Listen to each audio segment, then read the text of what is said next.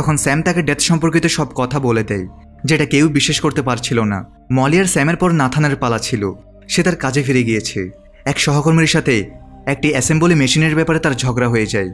Nathan বুঝতে পারে যে তার উপর একটি হুক পড়তে চলেছে, যেটা তার মৃত্যুর কারণ হবে। এখন এখান থেকে ডেথকে ধোঁকা দেওয়ার কথা আসে। সে সহকর্মীকে হুকের নিচে ধাক্কা দিয়ে দেয়, যার ফলে তার জায়গায় সে মারা যায় এবং এটা পুরোপুরি একটি অ্যাক্সিডেন্ট মনে হয়।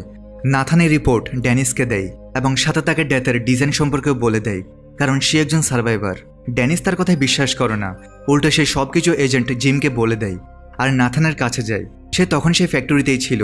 স্যাম পিটারকে প্রশ্ন করে যে এটা কি শুধু একটা অ্যাক্সিডেন্ট ছিল, নাকি সে ইচ্ছা করেই তাকে মারার জন্য ধাক্কা দিয়েছে। নাথান স্বীকার করে যে সে রয়কে মেরেছে। এখন যদি তাদের থিওরি সঠিক হয়, তাহলে নাথান তার জীবন রয়কে দিয়ে দিয়েছে এবং নিজের জন্য তার জীবন নিয়ে নিয়েছে। আর যদি এমনটা হয়, তাহলে পরের পালা ড্যানিসের। তখনই ড্যানিস চলে আসে এবং তার মুখে একটি র্যাঞ্চ এসে লাগে, অর্থাৎ থিওরি একদম ঠিক, বাঁচার জন্য এমনটা করা যেতে পারে। অন্যদিকে রাতে স্যাম তার কাজে যায় এবং সে মলিকে ডিনারের জন্য ডেকেছিল, কিন্তু তারা একা ছিল না। পিটার তাদের উপর নজর রাখছিল। তারা ডিনার করছিল। তখনই সেখানে পিটার চলে আসে, যার মরার নাম্বার ছিল। সে অনেক অদ্ভুত কথা বলছিল। নাথানের মতো সেও নিজের জীবন বাঁচাতে চেয়েছিল, কিন্তু সে কোনো শিকার পাচ্ছিল না।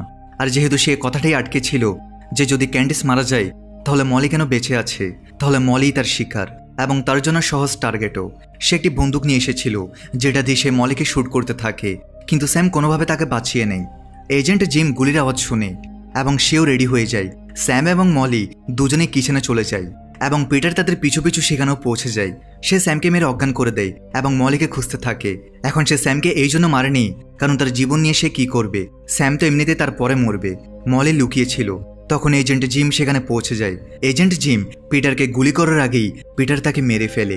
এখন পিটার মরবে না, কারণ সে এজেন্ট জিমের জীবন নিয়ে নিয়েছে।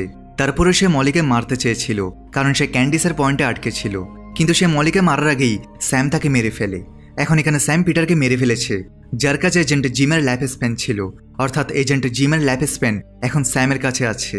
তারা দুজনেই খুশি হয়ে যায়, কারণ এখন তারা আরামে প্যারিসে জীবন কাটাবে, স্পেশালি মলি। স্যাম এবং মলি 2 সপ্তাহ পরেই সে ফ্লাইটে বসে। স্যাম দেখে যে ফ্লাইটে ঝগড়া হচ্ছে এবং সেই ঝগড়া হচ্ছিল অ্যালেক্স এবং কার্টারের মধ্যে। যে ফ্লাইটে তারা যাচ্ছিল সেটা ফ্লাইট 180। যাই হোক, প্লেন টেক অফ করে এবং স্যাম আরামে মিউজিক শুনছিল। তখনই প্লেনে ডাস্ট ইন দ্য উইন্ড গানটি বাজতে থাকে, যেটা ব্রিজ কোলাপসের আগেও বেজেছিল। আর সেই গানটি সেই সিচুয়েশনের সেন্স তৈরি করেছিল, আর এই সিচুয়েশনও করছে, কারণ প্লেন এক্সপ্লোশনের পর তারা সবাই ডাস্ট ইন দ্য উইন্ডই হবে।